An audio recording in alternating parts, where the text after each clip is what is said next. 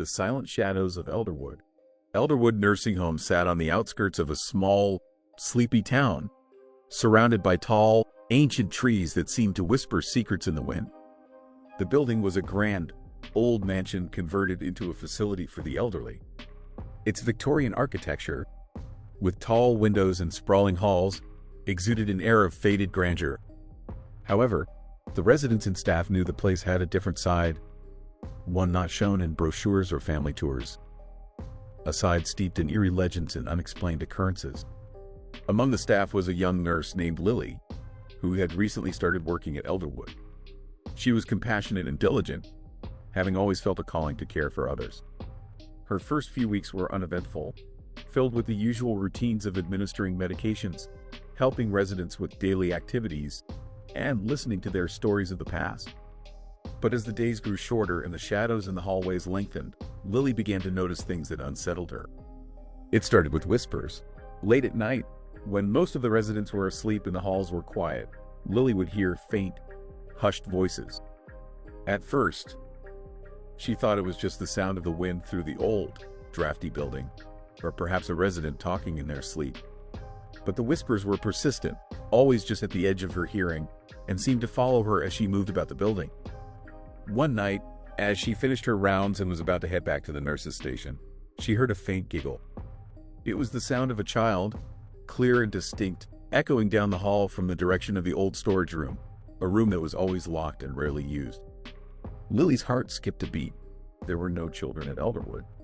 The giggle came again, accompanied by a soft, rhythmic tapping, like a ball bouncing on the wooden floor. Curiosity mingled with fear as Lily approached the storage room. The door was slightly ajar, and the dim light from the hallway barely penetrated the darkness inside. Taking a deep breath, she pushed the door open and stepped in. The room was filled with old furniture, boxes of forgotten belongings, and a thick layer of dust. In the far corner, a small, dusty ball lay still. "Hello," Lily called out, her voice barely above a whisper. There was no response, only the quiet hum of the building. She shook her head, chiding herself for being jumpy. But as she turned to leave, she saw it, an old photograph lying on a nearby table, slightly covered in dust. She picked it up and wiped it clean. It was a black and white picture of a group of children, all dressed in old-fashioned clothing, standing in front of what appeared to be Elderwood, but many years ago.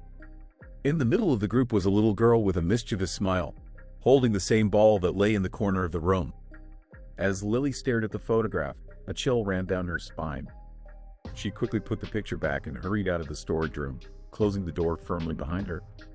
That night, she couldn't shake the feeling of being watched, and the whispers seemed louder, almost taunting her. The next day, she shared her experience with one of the senior nurses, Mrs. O'Hara, a stern woman with a wealth of experience and a reputation for no nonsense. Mrs.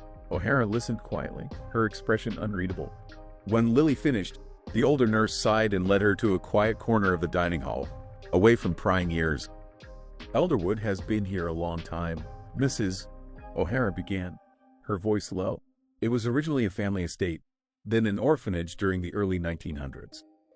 There are stories, old rumors, about what happened here back then. Some say the children were mistreated, others claim there were experiments. Regardless of what really happened, many believe the spirits of those children still linger, unable to move on. Lily felt a shiver. But why would they bother us? Mrs. O'Hara shrugged. Who can say? Spirits, if they exist, are often tied to places where they suffered. They might be confused, lost, or simply trying to communicate. Determined to get to the bottom of the mystery, Lily began researching the history of Elderwood in her free time. She visited the town library, sifting through old newspapers and records. She discovered that the orphanage had indeed been shut down abruptly in the 1920s following several unexplained deaths among the children. The records were vague, but there were mentions of an incident involving a child named Alice, who seemed to have been at the center of the disturbances. As she delved deeper, Lily began to experience more intense and disturbing occurrences. The whispers grew louder, sometimes forming coherent words. She heard her name called in the dead of night, and objects would occasionally move on their own, just small things, like a chair shifting or a book falling from a shelf. but enough to unsettle her. The most frightening experience happened one evening when she was on the night shift alone. As she was checking the medication cart, she felt a sudden cold draft. Turning around, she saw a shadowy figure of a little girl standing at the end of the hallway. The girl was staring at her with large, sad eyes. "Alice?" Lily whispered, her voice trembling. The figure nodded slowly, then turned and vanished into the shadows. Lily stood frozen, her mind racing. Was this really the spirit of Alice, the child from the orphanage records? And if so, what did she want? Determined to find answers, Lily decided to hold a small seance, hoping to communicate with the spirits and possibly help them move on. She enlisted the help of a few trusted colleagues who had also experienced strange happenings. They gathered in the old storage room, where the activity seemed strongest, and lit candles, forming a circle.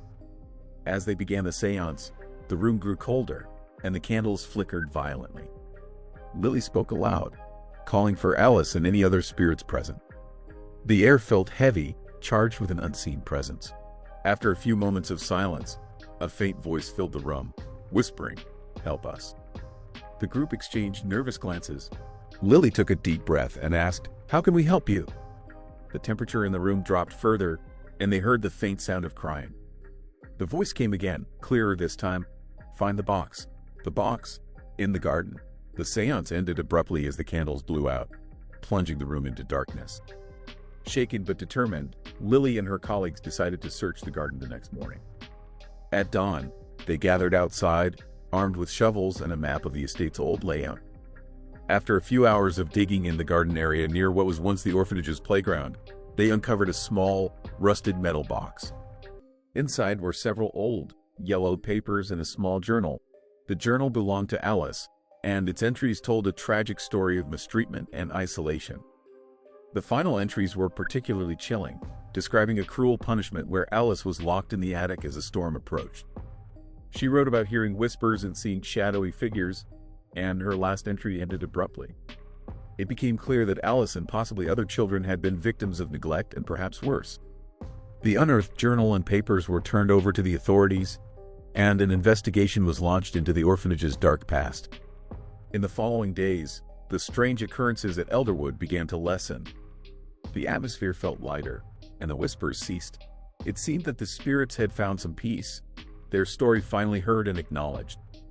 Lily, though deeply affected by the experience, felt a sense of relief and closure. She continued her work at Elderwood, more determined than ever to care for the residents and respect the history of the place. The old mansion still held its secrets, but now there was a sense of healing.